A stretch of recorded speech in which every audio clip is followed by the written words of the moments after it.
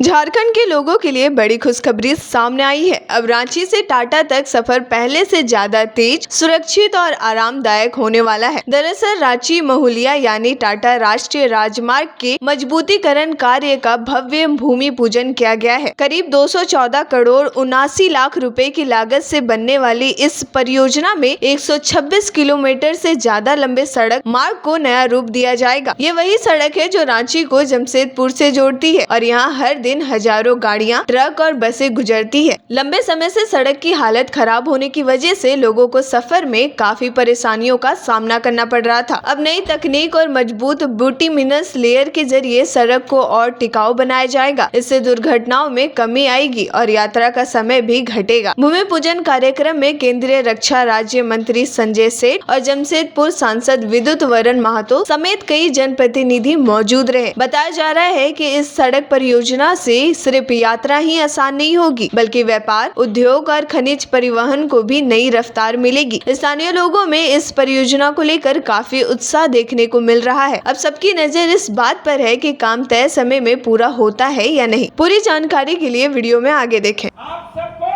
कोई भी जाम से निजात आपको मिल जाएगी, यह मैं आपको बताना चाहता हूँ।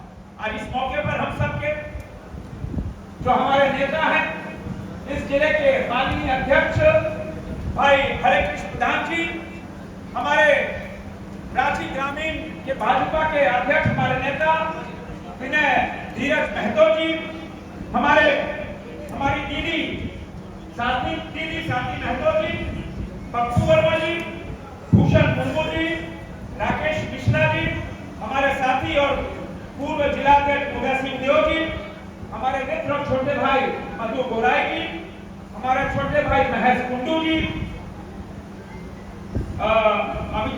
अमितेश जी, बलदेव जी, श्रीमती रीता मुंडा यहाँ बैठी हैं।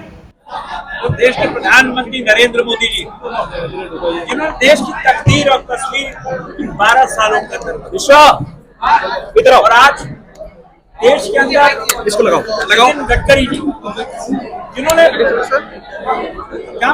लगा रहे प्रधानमंत्री मोदी जी के पहले सिर्फ 10 किलोमीटर सड़क रोज बनती थी। आज नितिन गडकरी के नेतृत्व में रोजाना 20 किलोमीटर सड़क NHI की बन रही है।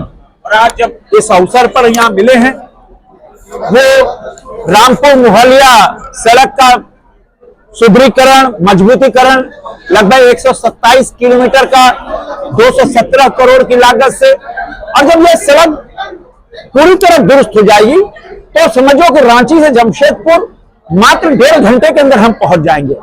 हमारा ये मानना है कि हम और विद्युत वरण महतो जी पिछले 5 महीने पहले आग्रह करने गए थे और नितिन गडकरी जी कभी भी ना नहीं उनके आए। तभी आज इस अवसर पर जब हम भूमि पूजन कर रहे हैं और आने वाले सिर्फ 1 महीने बाद जुलाई में पितकी फाटक से भी निजात मिल जाएगी। अब पितकी फाटक जाम के रूप में नहीं जाना जाएगा। पिछले 4 महीने पहले बाईपास का भी उद्घाटन कर दिया। आप देखो यहाँ अंडरपास भी खोल दिया है, क्योंकि अभी उद्घाटन नहीं हुआ है। कितना आकर्षक अंडरपास बना है और पेंटिंग भी कितनी बढ़िया हो रही है। आप स्टेशन चले जाओ, स्टेशन भी अमृत भारत स्टेशन के रूप में चांडिल स्टेशन का सौंदर्यीकरण, सुविधाएं बढ़ रही हैं। नई जो ट्रेनें हैं वो भी रुक रही है, वंदे भारत तक भी वहां रुक रही है। कुल मिलाकर कह सकते हैं कि ऊंचागढ़ के लिए निश्चित रूप से प्रधानमंत्री नरेंद्र मोदी जी का आभार कि विकास की किरण लगातार इस क्षेत्र में पहुंच रही है।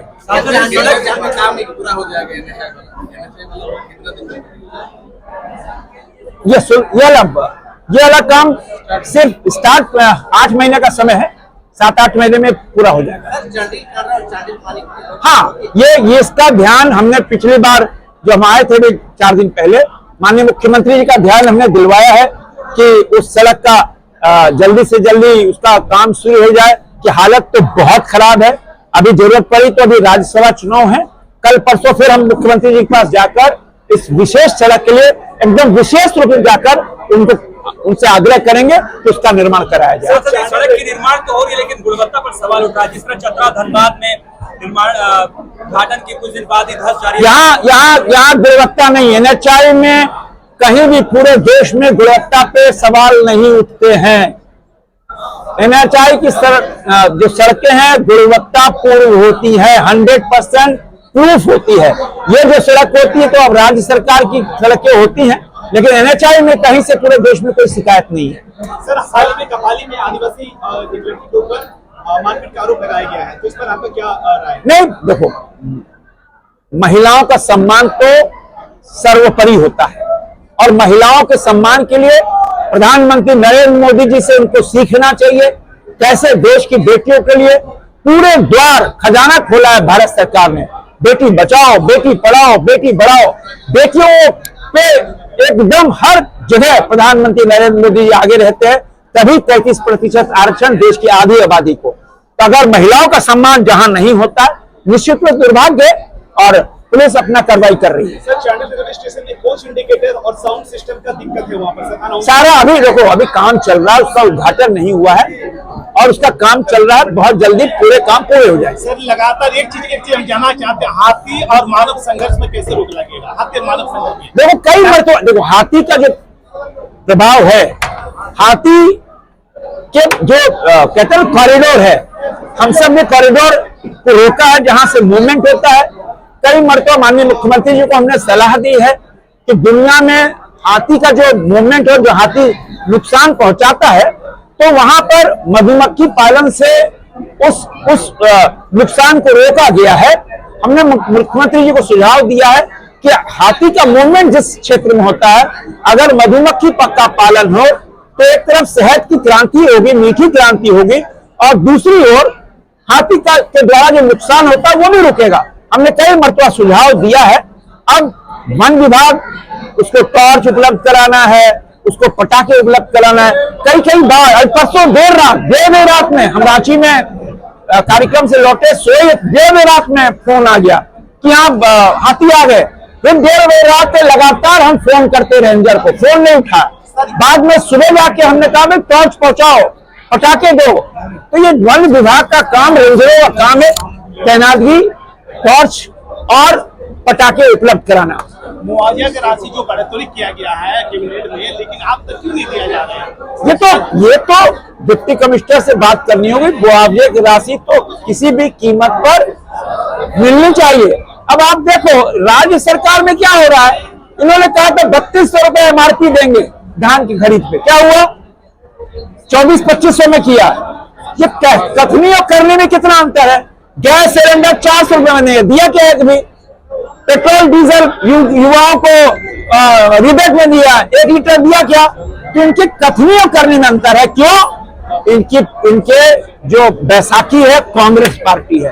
कांग्रेस पार्टी की बैसाखी जहां जहां होती है वो अपने साथी को ले डूबती है और प्रदेश के लिए डूबती है। वही आज झारखंड के अंदर हो रहा है।